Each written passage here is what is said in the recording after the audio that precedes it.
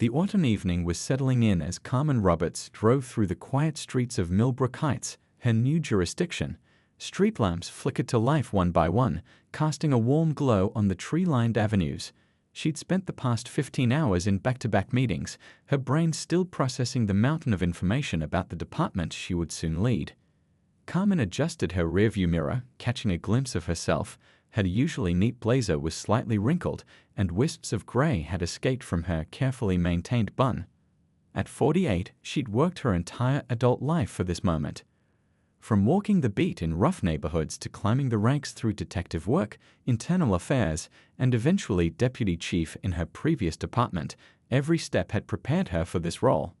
The dashboard clock read 8:45 p.m.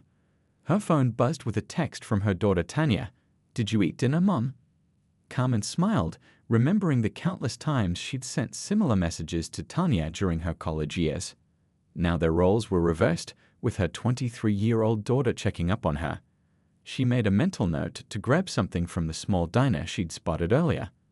As she navigated the unfamiliar streets, Carmen's mind wandered to the day's meetings. The statistics and reports painted a clear picture. This department needed work. Response times were lagging in certain neighborhoods, community trust was at an all-time low, and officer morale wasn't much better. But she'd seen worse, fixed worse. This is why they'd brought her in after all. Carmen slowed down at an intersection, trying to match the street signs with the mental map she was building. Her old department was in a busy city, all grid patterns and numbered streets. Here in Millbrook Heights, the roads twisted and turned like garden paths, with names like Sycamore Lane and River Drive. She'd need to spend some weekend afternoons just driving around, getting to know every corner of her new responsibility. The radio played softly in the background, some old soul music that reminded her of Sunday afternoons in her grandmother's kitchen. Her grandmother, a retired schoolteacher, had always told her, "Baby, leadership isn't about being in charge. It's about taking care of the people in your charge."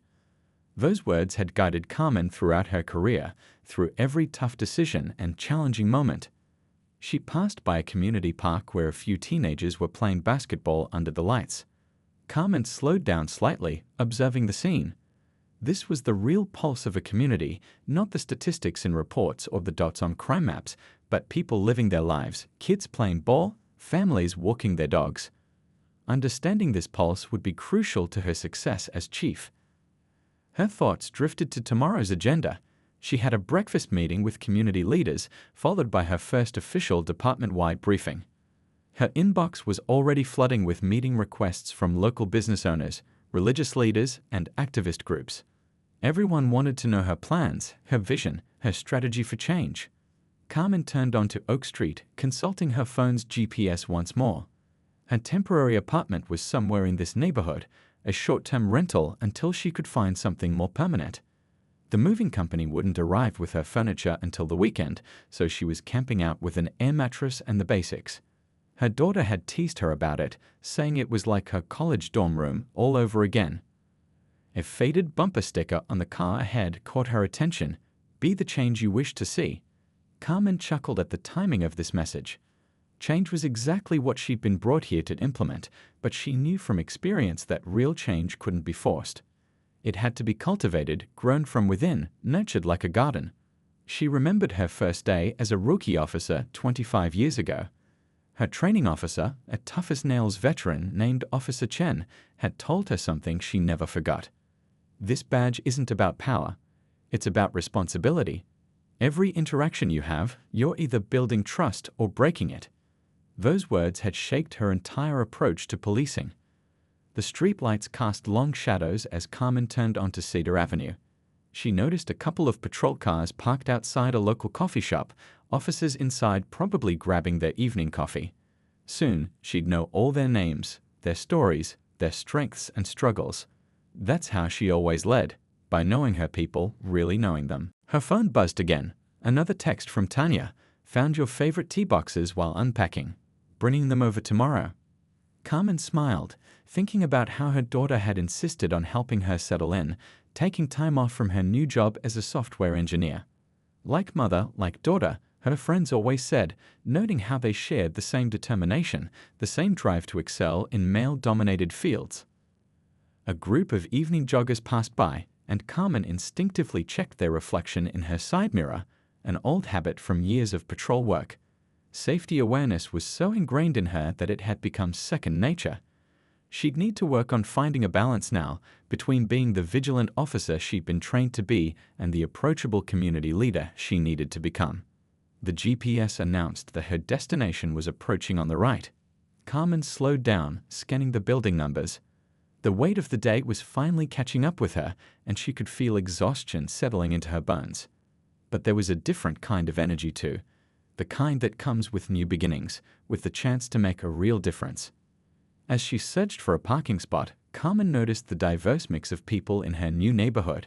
Families pushing strollers, elderly couples taking evening walks, young professionals returning from the gym. This was the America she'd sworn to protect and serve, in all its beautiful complexity. Her new department needed to reflect and respect that diversity. Finally spotting her building, Carmen pulled into a parking space and turned off the engine. She sat for a moment in the quiet car, taking deep breaths, centering herself. Tomorrow would bring new challenges, new faces, new opportunities to effect change.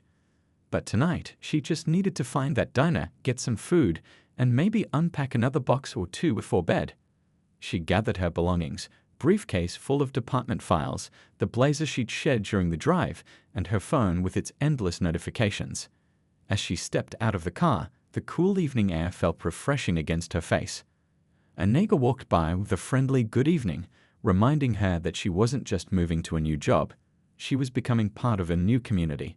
Carmen locked her car and headed toward the building entrance, her practical flats making soft sounds against the pavement. The day's meetings, the upcoming challenges, the weight of responsibility, it all swirled in her mind. But she felt ready. Ready to lead, ready to serve, ready to make a difference. Little did she know that her very first test as chief would come sooner than expected, in a way that would challenge not just her leadership abilities, but the very perceptions and biases she'd spent her career fighting against. For now, though, she was just a tired woman heading home after a long day, looking forward to a quiet evening, and maybe that cup of tea her daughter had promised to bring tomorrow. The clock on Carmen's dashboard showed 9:15 p.m. when she finally spotted the diner she'd noticed earlier. Her stomach rumbled at the thought of a warm meal she hadn't eaten since a hasty breakfast that morning. Just as she was about to signal for the turn, blue and red lights flashed in her rearview mirror. Carmen felt her shoulders tense instinctively, even after 25 years in law enforcement. She knew the drill better than most, hands visible on the steering wheel, movements slow and deliberate. As she pulled over to the curb, she could see two officers in her mirrors, approaching with flashlights drawn. Their postures were rigid, hands hovering near their equipment belts. "Good evening, ma'am," the first officer said, his tone clipped and professional. He was young, probably in his late 20s, with a nameplate reading Officer Reynolds. His partner hung back slightly, flashlight beam steady on Carmen's car interior. "License, registration, and insurance, please." Carmen kept her movements measured and calm. "Of course, officer. My registration is in the glove compartment. I'm going to reach for it now." She noticed how Reynolds' hand tightened slightly on his flashlight. 25 years of experience told her this wasn't a routine traffic stop. They were looking for something or someone. "Do you know why we pulled you over tonight?" Reynolds asked, watching intently as Carmen retrieved her documents. "No, sir, I don't," she replied evenly, maintaining her professional courtesy despite recognizing the familiar signs of profiling. She'd seen it countless times from both sides of the badge. "You made an irregular lane change back there," Reynolds said, though Carmen knew her driving had been perfect. It had to be, especially in a new jurisdiction where she'd be leading the department. "And your window tint looks a bit dark." The second officer, Officer Chen, according to his nameplate, shifted his position, getting a better view of the car's interior. Carmen noticed how his hand also rested near his weapon, a defensive posture she'd trained countless rookies to avoid unless there was clear cause for concern. "Where are you headed tonight?" Reynolds continued, his tone growing more suspicious as he examined her out-of-state license. "This address isn't local. I just moved here," Carmen explained calmly.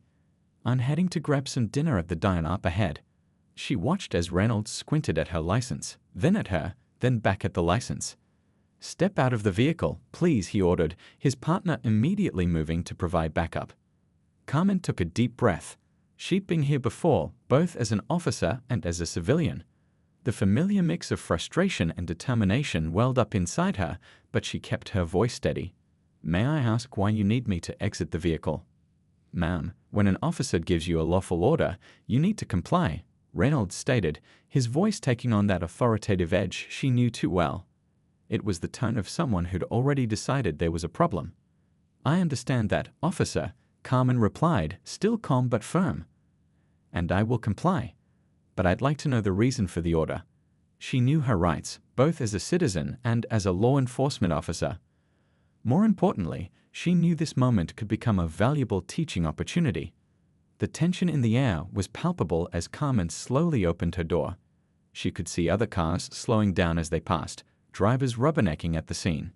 In her mind, she could already imagine the community reaction if someone recorded this interaction, a black woman being ordered out of her car by two officers, no clear violation in sight. As she stepped out, Carmen noticed both officers take a slight step back, their stances widening. Training kicked in, and she recognized all the signs of escalating tension. She'd taught countless classes on de-escalation, and now she was living one of her own scenarios. "Officers," she said quietly, reaching slowly into her blazer pocket, "I think there's something you should know."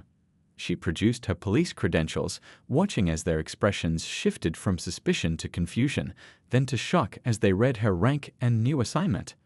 Reynolds' flashlight beam wavered slightly. You're the new chief." "Starting next week, yes," Carmen confirmed, keeping her tone professional but gentle. She could see the color draining from both officers' faces as the reality of the situation sank in. Chen lowered his flashlight first, his posture deflating slightly.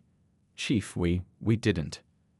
"I know," Carmen said, cutting off what would surely be an awkward attempt at an explanation. "And that's exactly what we need to talk about." She gestured to the diner up ahead. "I was just heading there for dinner. Would you both join me?" The officers exchanged uncertain glances. This wasn't how traffic stops usually ended, and they all knew it. But Carmen understood that this moment could either become a source of departmental shame or a catalyst for real change. "This isn't about punishment," she assured them, seeing their hesitation. "This is about learning, about understanding, about doing better." She smiled slightly, remembering her own early days on the force. "Plus, I could use some local knowledge about good coffee spots in town." Slowly, reluctantly, both officers nodded. As they walked toward the diner, Carmen could feel the tension beginning to ease, though uncertainty still hung in the air. She knew that tomorrow, word of this encounter would spread through the department like wildfire. But that's exactly what she wanted. A real-world example of why changes were needed. Inside the diner, the late-night crowd was sparse. A few truckers at the counter, a couple of college students with laptops spread out in a booth. The officers followed Carmen to a quiet corner booth, their movements still stiff with embarrassment. As they settled into their seats, a waitress brought menus, giving the unusual group a curious look. Carmen could read the questions in her expression, 3 people in various stages of law enforcement attire, 2 looking like they'd rather be anywhere else, sitting down to a late dinner. So Carmen began, after they'd ordered coffee, "Let's talk about what just happened out there." Not as chief to officers, but as people trying to do better. She watched as both men shifted uncomfortably in their seats. "Tell me what you saw when you first spotted my car." This moment, Carmen knew, would set the tone for her entire tenure as chief. How she handled it would ripple through the department, affecting every traffic stop, every interaction, every decision made by her officers. It was time to turn an uncomfortable situation into an opportunity for growth.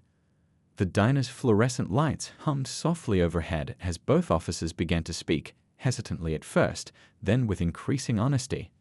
Outside, the patrol cars sat empty, light bars dark now, as 3 people started a conversation that would change their department forever. Steam rose from 3 coffee cups in the quiet corner of Pat's diner as Carmen watched the 2 officers gather their thoughts. The vinyl booth squeaked slightly as Officer Reynolds shifted in his seat, his fingers nervously tapping against his coffee cup.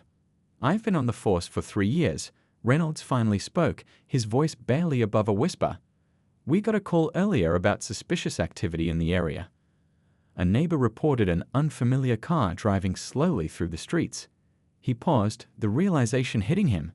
You were just trying to find your way around your new neighborhood, weren't you?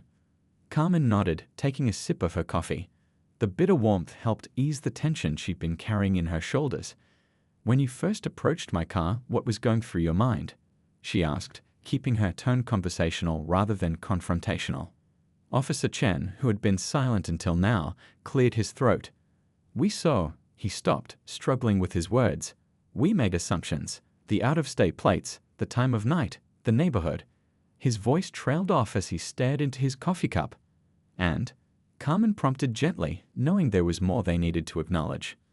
And we saw a black woman driving an expensive car in a predominantly white neighborhood, Reynolds admitted, his face flushing with shame.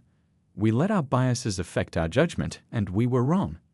The waitress approached with their food orders, a turkey club for Carmen, soup for Chen, and a burger for Reynolds.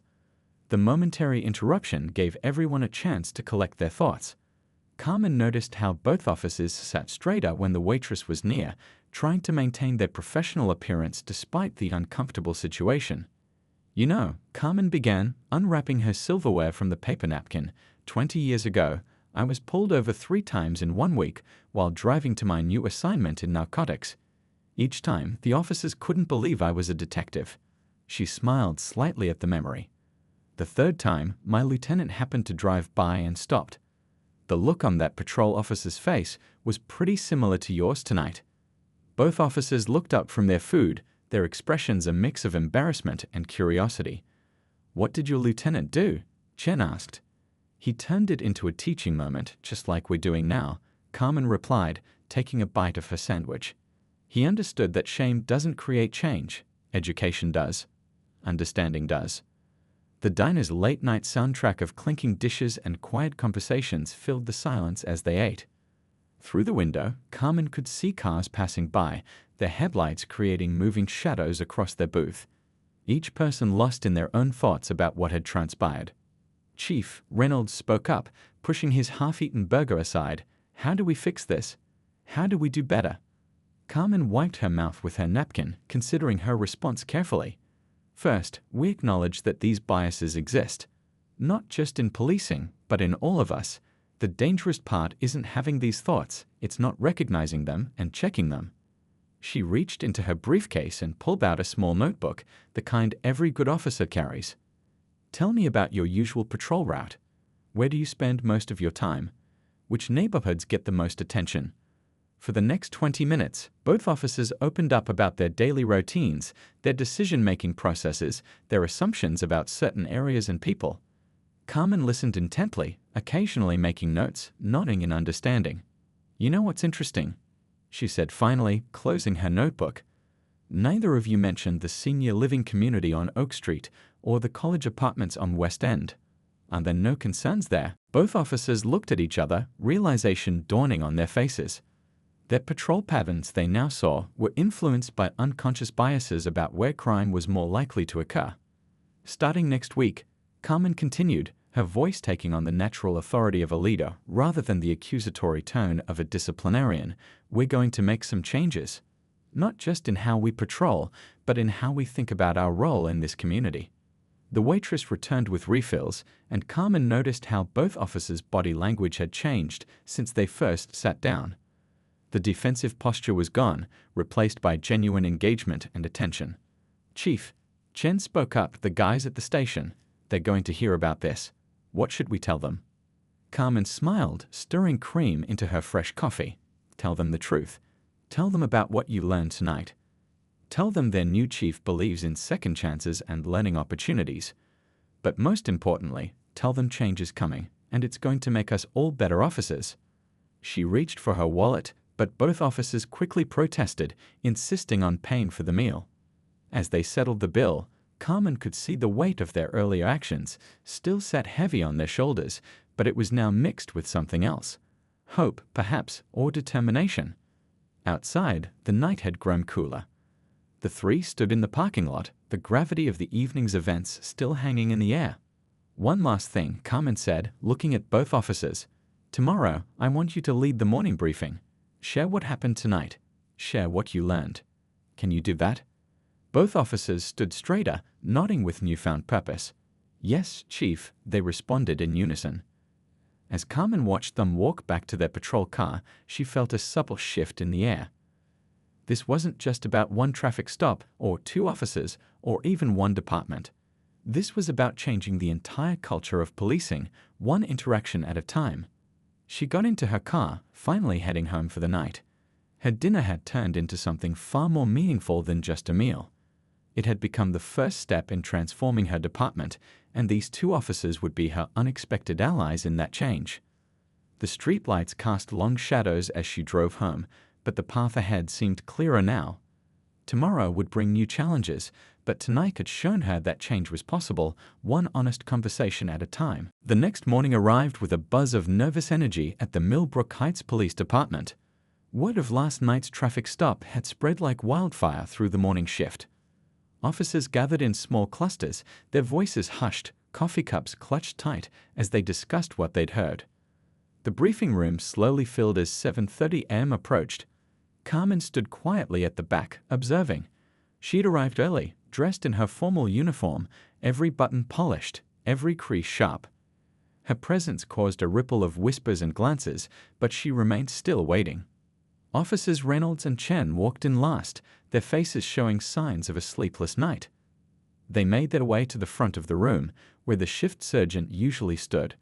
The room fell silent, every eye following their movement. "Good morning," Reynolds began, his voice slightly shaky. "Last night, Officer Chen and I conducted a traffic stop that—" He paused, taking a deep breath. "That showed us exactly why we need to change." The room remained silent as Reynolds and Chen took turns describing the previous night's events. They spoke about their assumptions, their biases, and most importantly, what they'd learned over coffee with their new chief. No excuses, no defensiveness, just honest reflection. Carmen watched the faces of the officers as they listened. Some showed discomfort, others understanding, and a few displayed subtle signs of resistance. She'd seen these reactions before. Change never came easily, especially in law enforcement. When the officers finished their account, Carmen moved to the front of the room. The sound of her boots on the tile floor seemed unusually loud in the silence. She stood beside Reynolds and Chen, placing a supportive hand on each of their shoulders. "What these officers did last night," she began, her voice clear and strong, "took tremendous courage. Not the traffic stop, that was a mistake, and they've acknowledged it. The courage came after, in their willingness to learn from that mistake." She moved to the center of the room, making eye contact with various officers. "I could have handled last night differently. I could have pulled rank immediately. I could have filed complaints. I could have made examples of these officers." She paused, letting her words sink in. "But that's not why I'm here." Walking slowly between the rows of seats, Carmen continued, "I'm here because this department has the potential to be something extraordinary. Not just another police force, but a true partner to our community. And that starts with honest conversations like the one we had last night." She picked up a dry erase marker and turned to the whiteboard. "Let's talk about what happened step by step. Not to shame anyone, but to learn." She wrote decision points at the top of the board. "Officer Reynolds, at what moment did you first decide to follow my car?" For the next hour, the briefing room transformed into a classroom of sorts. Officers began to open up, sharing their own experiences, their own biases, their own moments of realization. The discussion moved beyond race to explore all types of prejudice against the elderly, the young, the poor, the wealthy. "Here's what I want you to understand," Carmen said, capping the marker. "We're not here to be perfect. We're here to be better. Every day, every shift, every interaction is a chance to learn and improve." She walked back to the front of the room, standing between Reynolds and Chen again. These officers could have hidden what happened. They could have kept quiet, filed a simple report, and moved on. Instead, they chose to share their mistake so all of us could learn from it. The morning sun had risen fully now, streaming through the windows and creating long rectangles of light on the floor. Carmen could see the shift in the room. The defensive postures had relaxed, the crossed arms had uncrossed, the skeptical looks had softened. "Starting today," she announced, "we're implementing new training protocols, but they won't be like any training you've had before. We'll work with community members, social workers, mental health professionals. We'll learn about the people we serve, their cultures, their challenges, their fears, and their hopes. She pulled out her notebook, the same one from last night. I want each of you to start keeping a journal. Not for me, not for the department, but for yourselves. Write down your thoughts, your assumptions, your decisions. At the end of each shift, review them. Ask yourself why you made those choices. The room stirred with quiet murmurs, but they weren't resistant. They were engaged. Carmen could see officers already jotting down notes, nodding thoughtfully. One more thing, she added, her voice softening slightly. What happened last night? That could have gone very differently. In other departments, in other cities, similar situations have ended tragically. But it didn't, because these officers were willing to listen, to learn, to change. She looked at her watch, almost time for shift change. I'm not just your chief, she concluded. I'm your partner in this journey of change. My door is always open, my phone is always on. When you make mistakes, and you will, we all do, come to me. We'll learn from them together. As the officers began to file out for their shifts, many stopped to shake hands with Reynolds and Chen. Some approached Carmen, sharing their own stories of similar incidents, asking questions about the new training programs. The last to leave was a veteran officer, his hair gray at the temples, his uniform worn but immaculate. He paused at the door, turned back to Carmen. Chief, he said quietly, I've been here 20 years. Seen chiefs come and go, each with their big plans for change. He smiled slightly.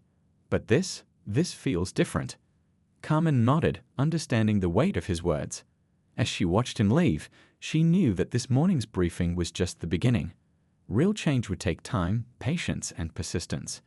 But for the first time in a long while, it felt possible.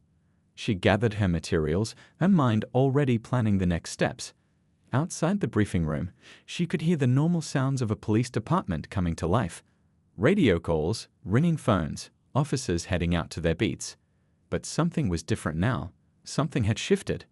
The moment of truth had come and gone, and they had all passed the test. Now the real work would begin. 3 months into Carmen's leadership, the Millbrook Heights Police Department was undergoing a quiet revolution. The changes started small. Daily briefings now included discussions about community feedback. Officers shared their experiences openly, and every interaction became a learning opportunity. On a bright Tuesday morning, Carmen sat in her office reviewing the latest community engagement reports. Her desk, once dominated by complaint files, now held thank you letters from residents and progress reports from officers. A gentle knock on her door drew her attention. Come in, she called, looking up to see Officers Reynolds and Chen. Since that fateful traffic stop, they'd become unofficial ambassadors for the department's new approach. Their transformation had inspired others to embrace change. Chief, we wanted to show you something, Reynolds said, placing a tablet on her desk.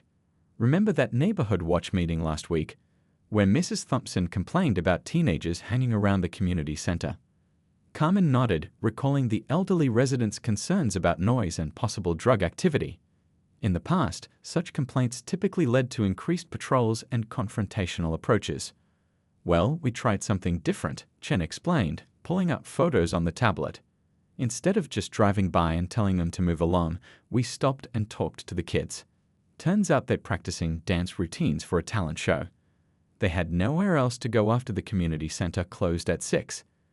The photos showed local teenagers teaching Officers Reynolds and Chen some dance moves, everyone laughing and engaged.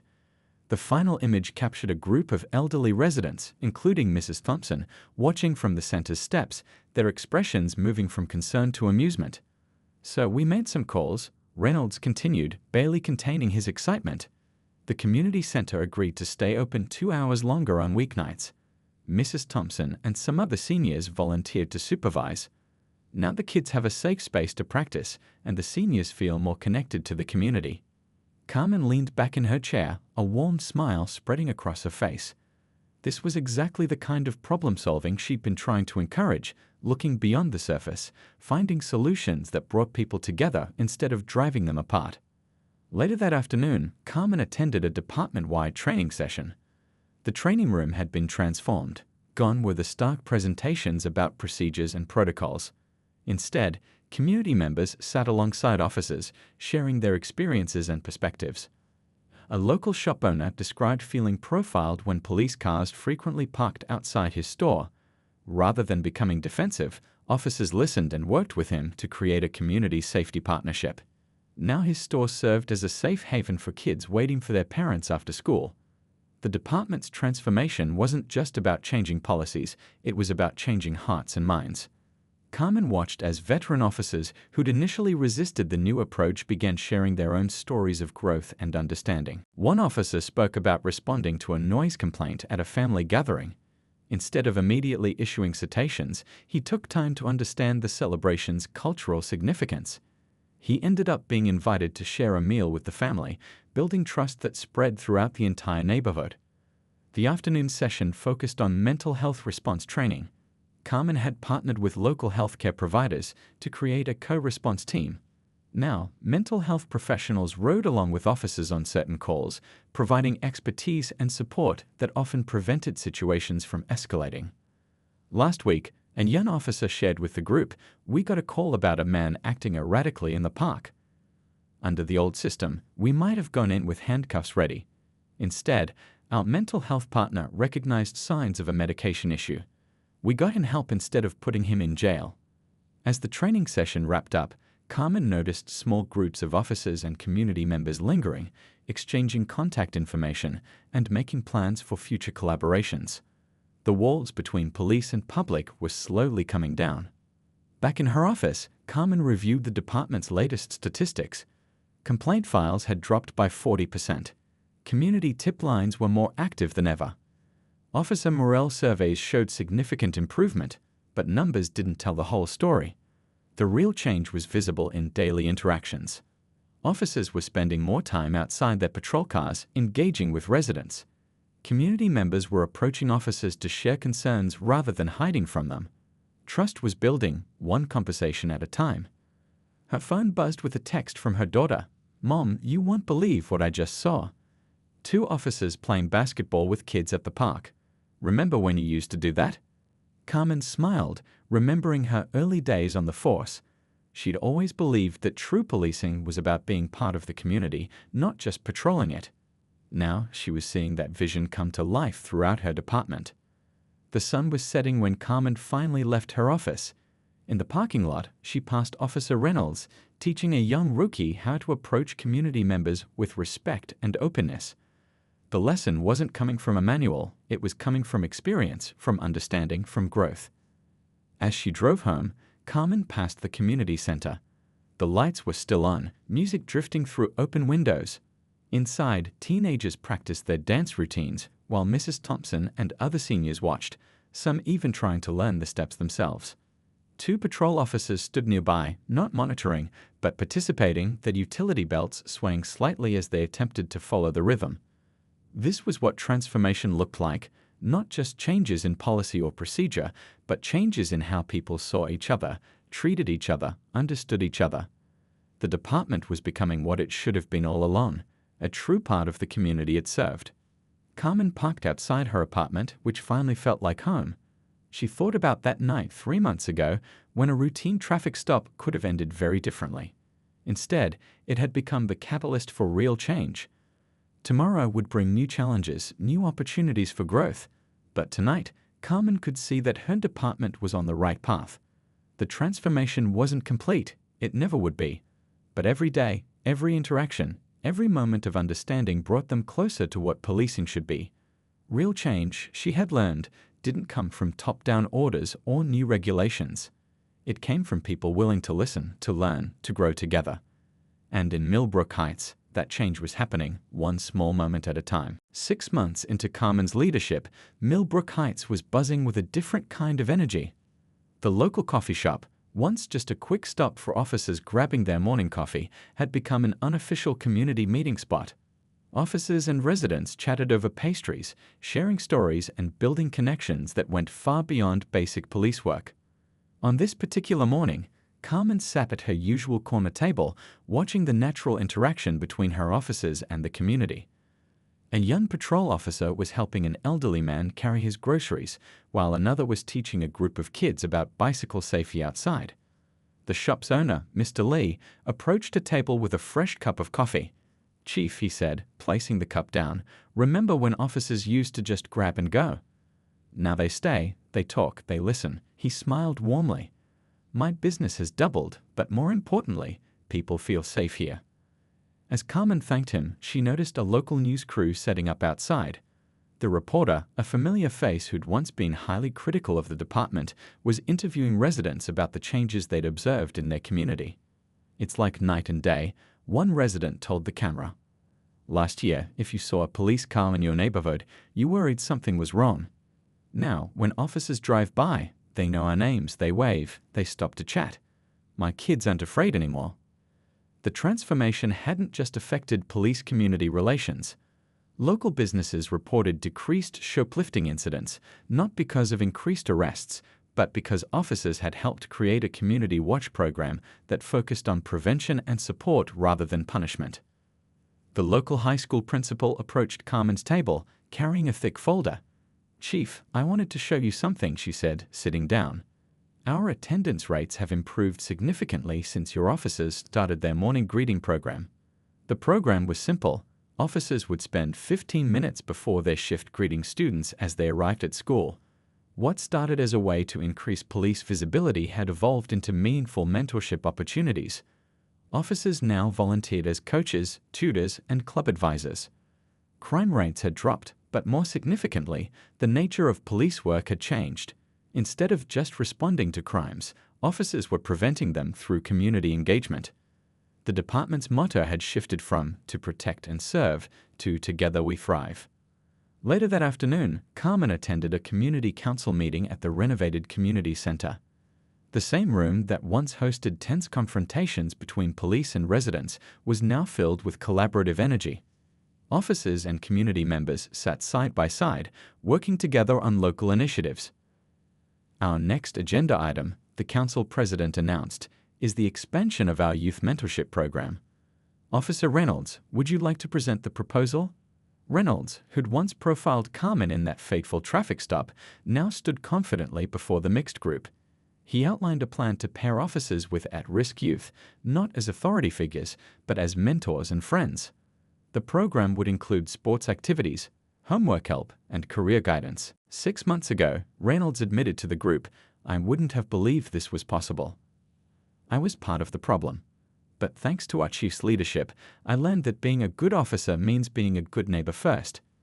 The impact wasn't limited to Millbrook Heights. Neighboring departments had taken notice of the transformation. Carmen regularly hosted observers from other cities, sharing her department's journey and the lessons learned along the way. During a break in the meeting, Carmen stepped outside for some fresh air. The community center's playground, once empty and neglected, was now full of life. Officers played basketball with teenagers while parents watched from nearby benches, their faces showing trust rather than concern.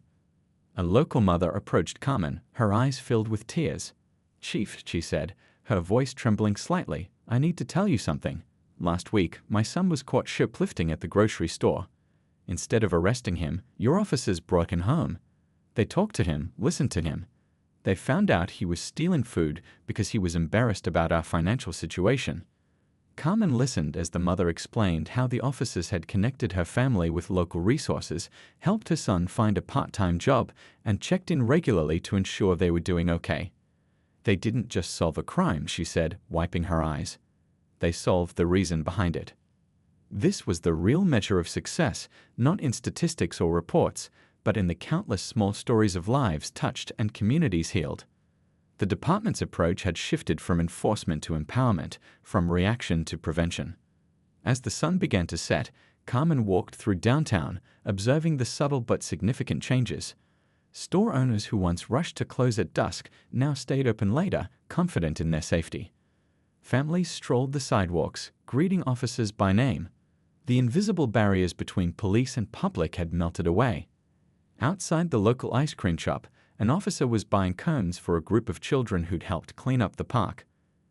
Another officer sat with a homeless man, not moving him along, but helping him fill out housing assistance forms. These weren't special programs or initiatives, this was just how things worked now. Carmen's phone buzzed with a message from the mayor. National Police Chiefs Association wants to feature Millbrook Heights as a model department. Your traffic stop story has inspired departments across the country. The irony wasn't lost on Carmen. What could have been a moment of confrontation had instead sparked a movement of transformation. The impact had rippled far beyond their small community, showing others what was possible when police and community worked together. As she walked back to her car, Carmen passed the spot where she'd been pulled over those months ago. The memory no longer carried bitterness or regret. Instead, it reminded her that sometimes the biggest changes start with the smallest moments. The evening shift was starting and new officers were heading out on patrol. But they weren't just patrolling, they were going out to be part of their community, to continue building the trust and connections that had transformed Millbrook Heights. This wasn't just community policing, it was community building.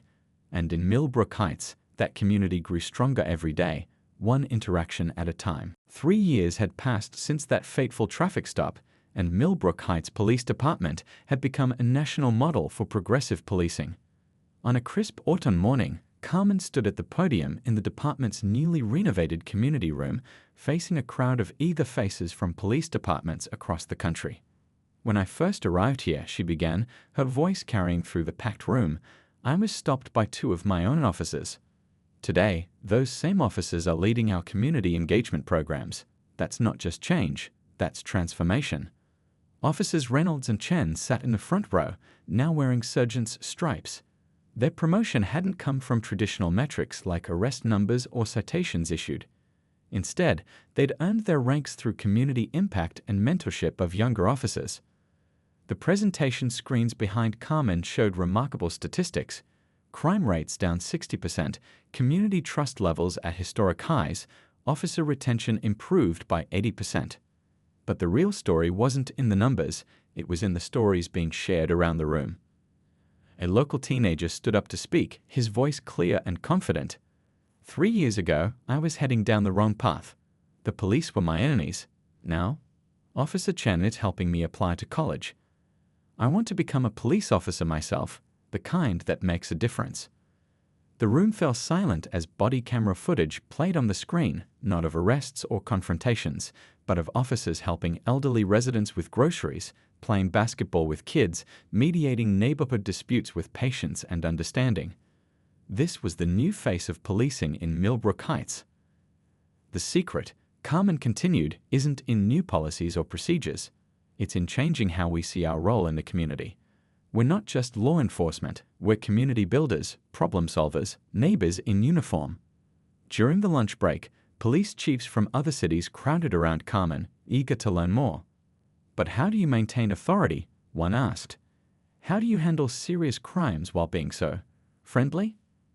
Carmen smiled, remembering similar questions from her own officers 3 years ago. Follow me, she said, leading them outside. Across the street, an officer was dealing with a shoplifting incident. Instead of immediately making an arrest, he was sitting with the young offender and the shop owner, talking, listening, finding solutions. Authority doesn't come from fear, Carmen explained. It comes from respect. When the community trusts you, they work with you. That makes handling serious crimes easier, not harder. Back in the community room, the afternoon session focused on practical implementation. Officers from Millbrook Heights shared their experiences, their mistakes, their learning moments. There was no sugarcoating, change wasn't easy. It required constant effort, honest reflection, and willingness to grow. Remember Mrs. Thompson?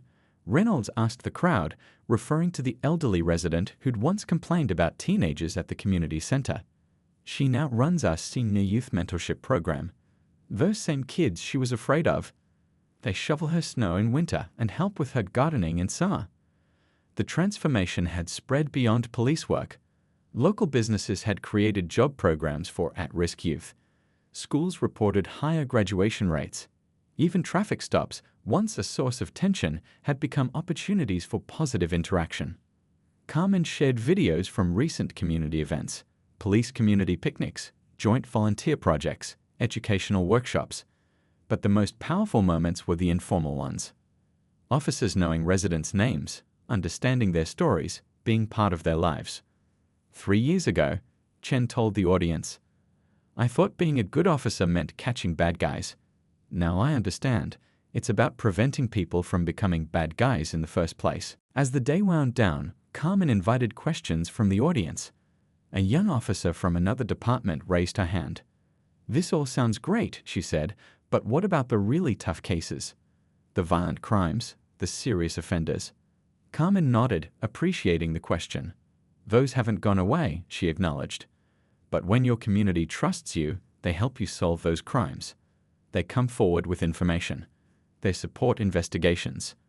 They want to keep their neighborhoods safe as much as we do." The screen showed another set of statistics: solved case rates up 75%, repeat offender rates down 50%. When people feel part of something, Carmen explained, they protect it, they nurture it, they help it grow. As the visiting officers filed out, many lingering to shake hands and exchange contact information, Carmen noticed a familiar face in the back of the room, the mayor who'd hired her 3 years ago. "I took a big risk hiring you," the mayor said, approaching with a smile. "Some people thought I was crazy, but you didn't just change a department, you changed a city." Later that evening, Carmen walked through the streets of Millbrook Heights. She passed the diner where she'd had that late-night conversation with Reynolds and Chen, now a regular gathering spot for officers and residents. The community center was alive with activity. A joint police community arts program in full swing. Her phone buzzed with a message from her daughter. "Mom, just saw the national news coverage. You're trending. #Millbrook model is everywhere." Carmen smiled, remembering all the small moments that had led to this big change. The difficult conversations, the resistant officers who became champions of change, the community members who gave them second chances. As she reached her car, she noticed a patrol officer helping a lost tourist with directions. The interaction was natural, friendly, helpful, exactly what policing should be. This wasn't just a program or an initiative anymore. It was a way of life. 3 years ago, a traffic stop could have ended very differently. Instead, it had sparked a revolution in policing that was now spreading across the country. But for Carmen, the real success wasn't in the national attention or the impressive statistics. It was in the small, daily moments of connection and understanding. It was in the changed lives, the strengthened communities, the bridges built between people who once saw each other as adversaries. This was the lasting change, not just in how police worked, but in how communities thrived. And in Millbrook Heights, that change was now permanent, woven into the fabric of daily life, creating a model for others to follow.